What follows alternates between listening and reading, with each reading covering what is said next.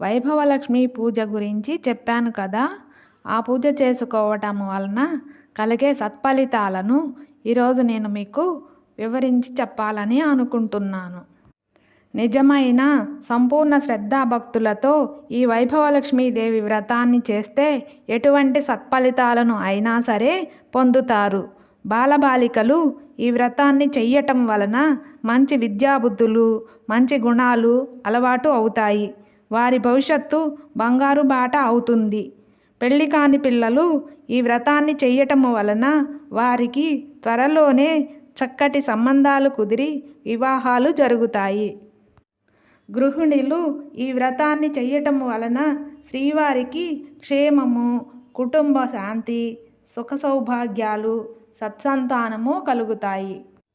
ఈ వ్రతాన్ని భార్యాభర్తలిద్దరూ కలిసి ఈ వ్రతాన్ని చేస్తే